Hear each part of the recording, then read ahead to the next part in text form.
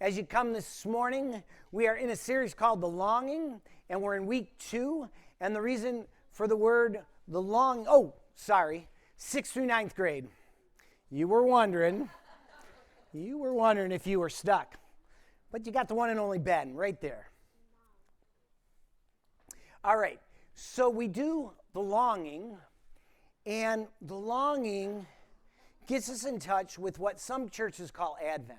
Now, if you didn't grow up in a church that celebrated Advent, Advent are those 4 weeks before Christmas that leads us up to Christmas, and you get in touch with our longing for God to come, our longing for God to be real in the world. So, O come Emmanuel, which we just sang, Emmanuel means God with us. O come God, be with us. And so what churches who follow what we call the church calendar do is they have this season of Advent, and it's the 4 weeks leading up, as I said, and then they look at different readings from Scripture each year. And the Scriptures we're going to look at this year that follow that calendar come from the Old Testament, that part of the Bible that leads us up to Jesus and tells us who Jesus is, and they're starting to figure out, who is this Messiah? When Emmanuel comes, what does it look like? And so the prophet that we're looking at this year is the prophet Isaiah. So last week we had a reading from him. We're going to have readings from him a couple of more times. And if you weren't with us last year and you want to know, okay, so who is this Isaiah and what did his world look like? Here, in a nutshell, things were not good. For Isaiah, in Isaiah's time, things were not good. They lived in a nation that was constantly being overtaken by its neighbors. And so let me give you a little bit of a map, and let me point out where they are.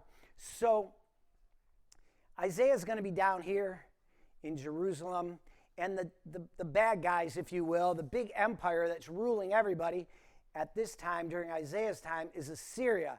And they own all of this, right? They control all of this. And notice, they control Jerusalem. They control Israel. And so when you see this little line here, basically what Assyria will do is they'll take what we call the northern kingdoms, the northern part of Israel, and they will take them into exile way over here. What that means is they will kick them out of their land. They will take their homes from them and they will resettle them. For them, right, you're not getting on a Delta flight. Right? You're not, hopping on you're not hopping on here, getting on a flight, and flying over to Nineveh. You're walking with whatever possessions you can carry, and you're being kicked out of your home. And for the northern kingdoms, basically, most of them would not come back. They would just be taken away. And so you're Isaiah. You're talking during that time. You're a prophet. What does it mean that Isaiah is a prophet?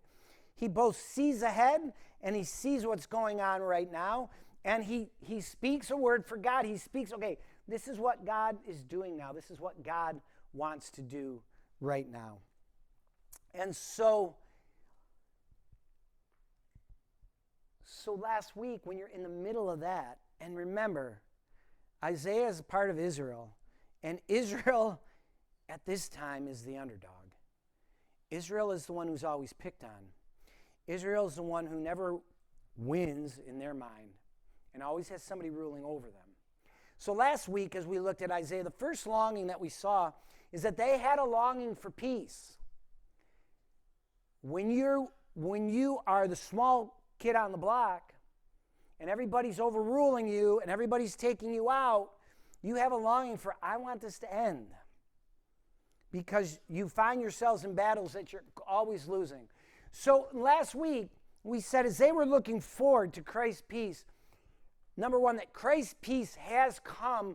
In Christ, peace has come to us.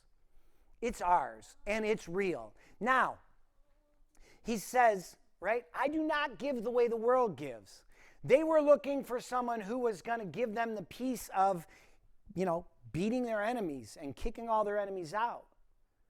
But Jesus' peace looks different. And he's not just come to us so that we can look at it. It's given to us. Given to us, right? And it's proclaimed through us. We're the ones who are called to bring that peace to the world. So, that brings us to the reading this week. This comes to us from Isaiah chapter 11, verses 1 through 10. As these words are written down, again, there's this big empire, Assyria, and there's the little kid on the block, Israel, Judah, and they're feeling overwhelmed. So Isaiah's trying to bring them a word of hope. And he says this, a shoot will come up from the stump of Jesse. From his roots a branch will bear fruit. The Spirit of the Lord will rest on him, the Spirit of wisdom and of understanding, the Spirit of counsel and of might, the Spirit of knowledge and fear of the Lord. And he will delight in the fear of the Lord. He will not judge by what he sees with his eyes or decide by what he hears with his ears, but with righteousness he will judge the needy. With justice he will give decisions for the poor of the earth. He will strike the earth with the rod of his mouth, with the breath of his lips he will slay the wicked. Righteousness will be his belt, and faithfulness the sash around his waist. The wolf will live with the lamb. The leopard will lie down with the goat. The calf and the lion and the yearling together, and a little child will lead them. The cow will feed with the bear. Their young will lie down together, and the lion will eat straw like the ox.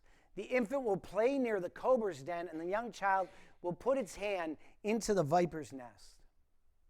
They will neither harm nor destroy on all my holy mountain, for the earth will be filled with the knowledge of the Lord as the waters cover the sea. In that day, the root of Jesse will stand as a banner for the peoples. The nations will rally to him, and his resting place will be glorious. Now, these are the words of our God and King, and we are thankful for them, for in them we find true and everlasting life. And if last week we saw the longing for peace, this week we see the longing for wisdom. And in this passage, we're going to learn something about wisdom. First, a shoot will come up from the stump of Jesse. From his roots, a branch will bear fruit. If you know your Old Testament, if you don't, I'm going to help you out. There's a guy by the name of Jesse. He has all these sons. And the one son that nobody thinks is going to amount to anything is a son by the name of David. And David becomes the king and rules over Israel. And actually, when David's the king, that's the best Israel ever does. That's kind of like the glory time for Israel. And after that, they don't do so well. So from Jesse's descendants, David's descendants, someone's going to spring up. And we know as we come now to Christmas, what we'll see is that that's where Jesus keeps his, traces his heritage to. All right, so then what's he going to have? Well, the Spirit of the Lord will rest on him, the Spirit of wisdom and of understanding, the Spirit of counsel and of might, the Spirit of knowledge, and then this, and fear of the Lord. And he will delight in fear of the Lord. So, what is that? What is this idea of fear of the Lord being wisdom? Well, it comes to us in a couple of different places in the Old Testament, right?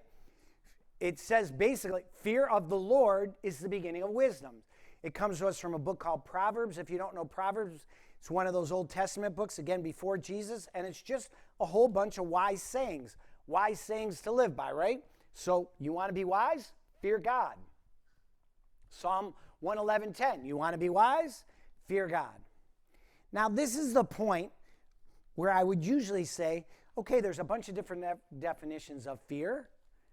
So let's look at the one that this is really pointing to. But I want to look at all the definitions today for a second. So let's go to Merriam-Webster. There's 3 big ones. I want to look at the first 2 for a second. So fear, an unpleasant, often strong emotion caused by anticipation or awareness of danger, right? That would be something, right? That would cause fear. Anxious concern. Now, when I think of those definitions of fear, I think of my first understanding and experience of God. And so this is St. Clare of Montefiore.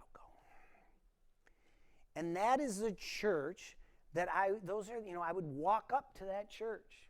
We'd actually come through the side door, because it won't shock you. We were always late, and it was a little bit more inconspicuous coming through the side door. But some things never change, I know. But when I would walk up the steps, you're a little kid, and you're walking up to that every week, and it's big, and it's intimidating. And this was a block from my house. My parents bought that house so that we could walk to that church. And if you look right there, you can see that smokestack is for the furnace of the school. The school's right there. So we walked down the block to school. We walked down the block to church. And as a little guy, like, that was intimidating. It was just this big ominous. I'm going to show you the inside. Here's the inside looking from the communion table back. And that's a recent picture. And you know what? 50 years ago, you know what it looked like? That. Those are the same pews. That's the same floor. That's the same marble. That's the same everything. And you would come. So there's the side door we could sneak into right there. And we'd sit over there, right? But I remember being a little kid when I walked in, I had a fear of the Lord, because it just was like, this is this big, huge thing that somehow is pointing me to God, and I was afraid. And here's another thing, and if you didn't grow up Catholic, I'll explain it to you, but if you did grow up Catholic or maybe Orthodox or maybe Anglican, you know what these are. Who knows what these are? Confessionals. There were a lot of them. We needed them at St. Clare of Montefiore. A lot going on that you had to go. But here's the thing. So when we were little, so you make your first confession, at least at that time when I was a little guy, at 10 years old. So, and I'm just a little guy, 10 years old, right, like here. And so I'll show you the row I sat in, because I made my first confession right inside that door right there. So I was right here. And what you did, okay, so you're 10. You've had to memorize the commandments. You've had to take a test. You've had to do all these classes. And now the day is coming. You are going to confess your sins to the priest. This is fear of the Lord right here.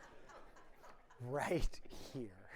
Okay? And so what we did was, and some of you who have gone through this know this, so back, and I'm sure it's the same way today, when your knees hit the kneeler, there was a light that came on right there over the door, so that you knew that it was occupied and someone was in there and they were confessing.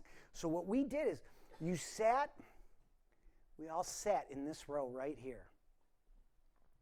And I remember being on the end and watching the little kid go in at the end of the row, and they go in, and you'd be like, oh, that poor guy. And then the light would go off, and they would come out, and then you would slide down. And you were closer.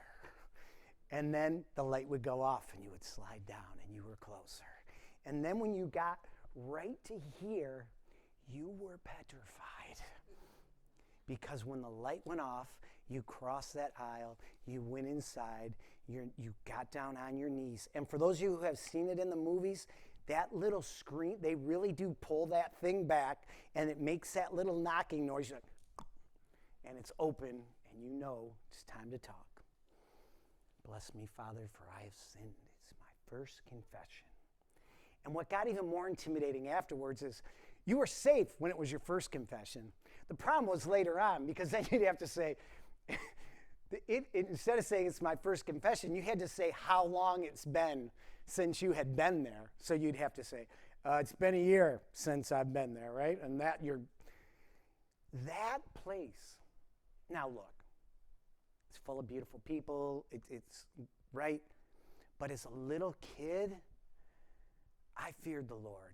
It was just bigger than me and more ominous.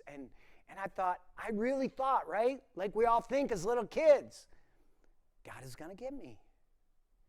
That's God's purpose. God is going to get me. And I know, I'm giving you a Catholic example. I know people who grew up Baptist or all sorts of different Christian groups, right? It's not just Catholics who feel like God is going to get you. Little kids, whether they grew up Baptist or Pentecostal or whatever, a lot of us had this sense of God is this big thing that we fear. So we don't want to end there. We don't want that to be our understanding of fear, right? So let's get to that third definition. The third definition works like this, and this is the one that the scriptures are pointing to. Profound reverence and awe, especially toward God. To fear the Lord is to have profound reverence and awe, especially toward God. So, if wisdom begins with fear, which means reverence or awe, then what we want to do is we want to go from God is going to get me because I can't sit still. Could you sit still for an hour in that pew, right? Week after week after week. Plus, I went to the school, so we also had church during the week.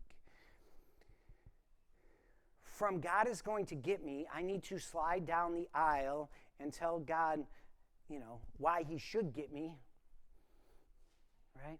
From God is going to get me to, you know what? God is going to get me. God, there's a lot of things in this world that are trying to get me, and God is the least of my worries. Like I'll give you an example. Like, for example, in our culture, right? One of the things that tries to get us, especially this time of the year, is just our materialism and our greed. And so we want, and the advertisers right now are trying to get us. We should fear that. We should fear the credit card bill that comes in January. So, and going back to sitting in those pews, right? Like when I was a kid. So the interesting thing about that church is it's right on the Detroit-Grosse Pointe border.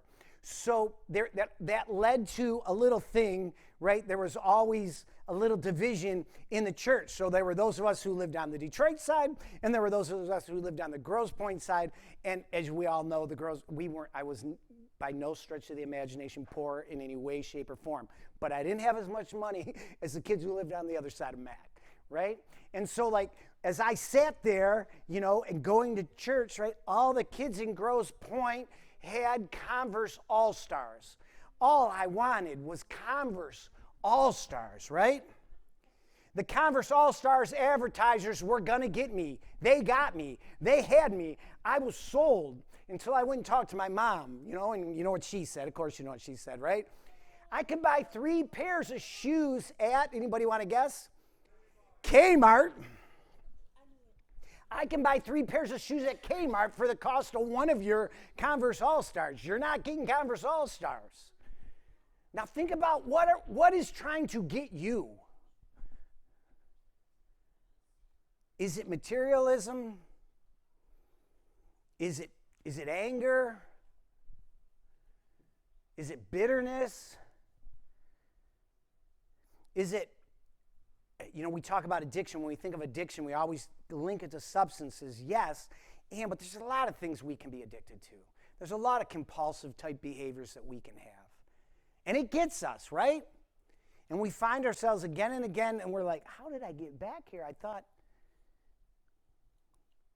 or it's that addiction to bitterness, it's that addiction to being angry, it's that addiction to being upset. And you think you're fine, and then boom, there it is again. What's trying to get you? There's nothing better than God getting you. And what I mean by that is this. If God is going to get me, you know what God's going to get? He will delight in the fear of the Lord. I'll delight in the fear of the Lord. I'll delight in worship and reverence for God. Because if God's going to get me, he's going to get my worship. See, all those things are asking for our allegiance. They're asking for our worship. Worship the material. Worship the stuff. We're entering into an election year. I know we're always entering into an election year. But, right? What are they trying to do? They're trying to get us on a side. They're trying to split us apart. Worship, right? Serve this. They're trying to get us. And the only thing I want to get me is God. The only thing I want to serve is God. The only thing I want to follow is God. Because when I follow God, then I understand what I really need. And to this day, I've never owned a pair of Converse All-Stars. Maybe I'll change it up this year. They're pretty cheap now, right? They're like so has-been. They were in 50 years ago. I think that ship has sailed a long time ago. They came back? They did? Okay. But what is seeking your allegiance? What's seeking my allegiance? And when we give that to God, so when I say God's going to get me, God's going to get my worship, I mean my reverence, my respect, my service, my life. Yeah, God's going to get me and God's going to get that, because all these other places, it doesn't work. It just beats us down and leads us on dead ends. So what does that look like? If God's going to get my service, it's service to the vision. And it's service to the vision to what? Let's take a look. He will not judge by what he sees with his eyes or decide by what he hears with his ears, but with righteousness, he will judge the needy. With justice, he will give decisions for the poor of the earth. Now, when that's written, the poor of the earth is Israel. The needy is Israel. They've got these Assyrians. And after the Assyrians come, they're going to have the Babylonians. And after the Babylonians come, they're going to have the Greeks. And after the Greeks come, they're going to have the Romans. And there's one in the middle there that I can't pronounce, so I just conveniently skip over. But these people are constantly taking them over, right? They're the poor of the earth. And because they're the poor of the earth, what they're looking for is, God, would you come and be with us? Oh, come, Emmanuel. Oh, come, God, be with us. And this is why in the Old Testament, what you see when Israel is in power, when Israel has something going right, they are constantly reminded, and Jesus is constantly reminding us, right? You know what it's like to be poor. You know what it's like to be the foreigner. You know what it's like to be the slave. You know what it's like to be down and out. So you love the people in your midst. You love your neighbor as yourself. You know what it's like to be the lowly. So you love the lowly. And when we do that, when I get in touch with the way that I'm lowly, and how am I lowly? I'm lowly when I let anything else get me that isn't God. When I let anything else control my life that isn't God. When I give my allegiance and my worship to anything else that isn't God. I sell myself short. And then when we do that, right, it becomes easy to do what we're being called to do, to love our neighbor as ourselves. Because we recognize it's easy to love them as ourselves when we realize it's not us up here and them down here. It's us here and them here. They're our neighbor, they're us. They're lowly like we're lowly. They need God like we need God. And then, don't miss this next one, because, so we give God our reverence, our respect, our service, our worship, and it's service to the vision, to the lowly, and then to unity. If you're Isaiah's readers, the first people who get that, right? He writes it down and it gets read at your place of worship. This next part you don't really like that much. Because when the Messiah comes, what do you want to happen? What you want to happen is you want the Assyrians or the Romans or the Greeks or who's ever ruling you at that moment, you want them to be wiped out. You want them to be taken out. You want to be you in charge and them below you, because that's just human nature.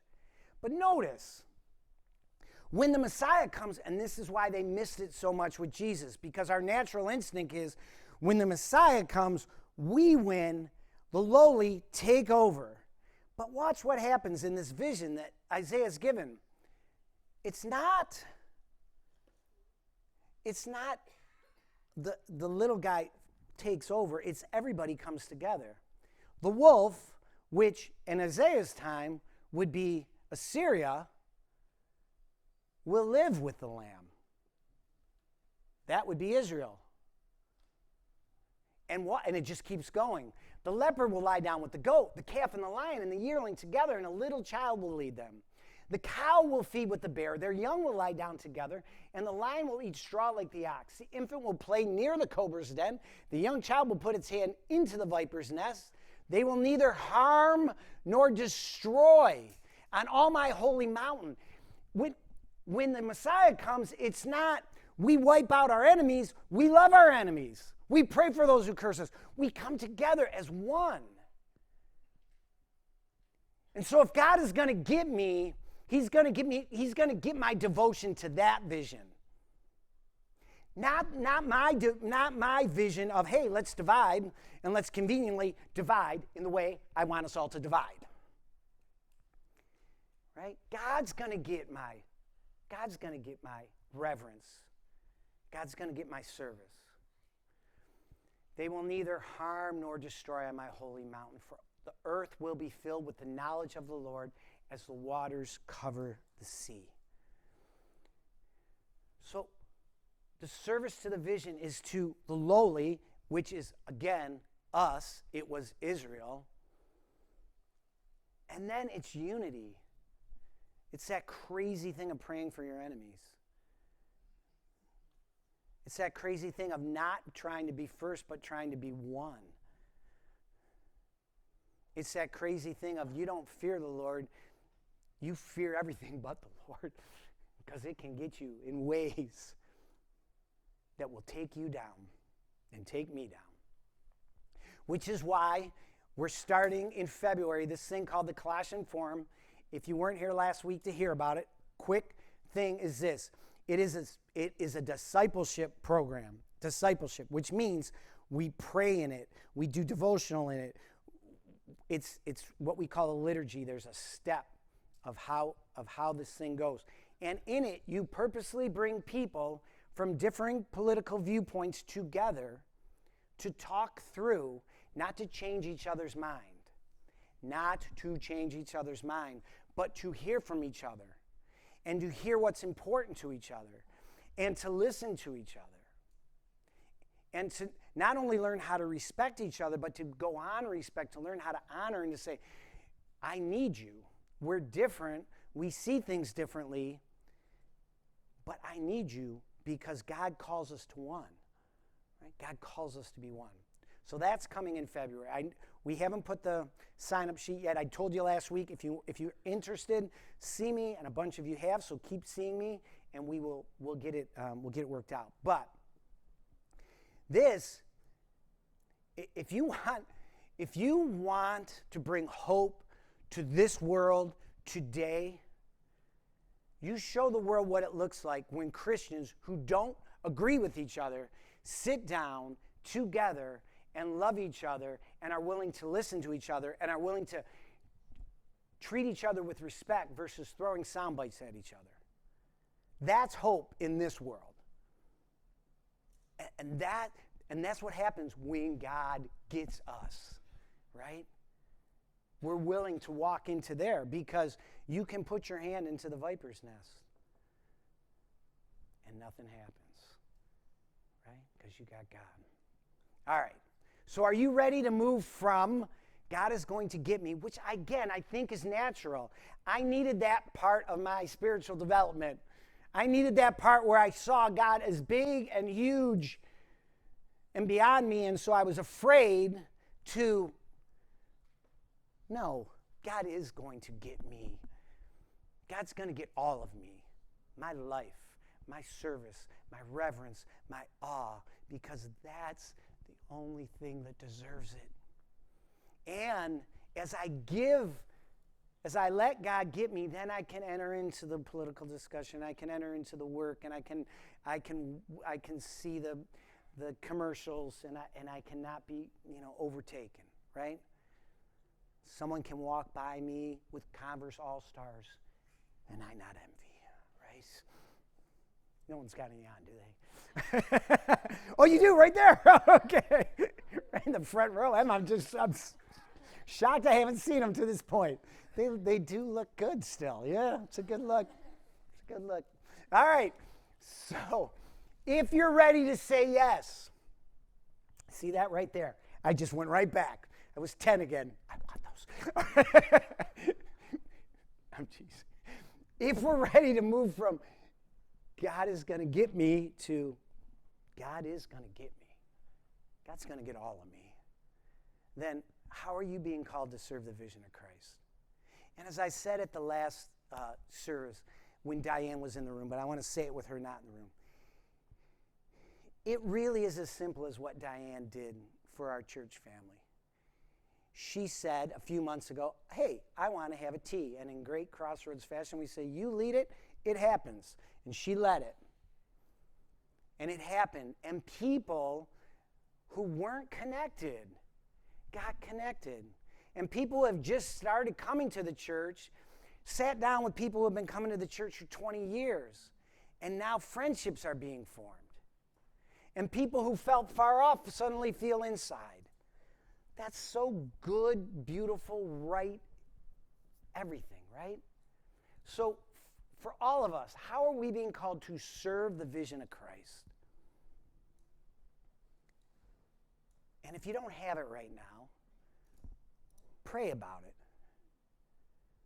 But it really is all the ways people connect, right? It can be the people who go to City Covenant Church, or the people who go to Downtown Outreach, or the people who put together the decorations so that we can focus our worship on God, right? It can be all those things. Or the people who are going to lead our 20-something group. Over here and over here, right? Like, how is God calling you?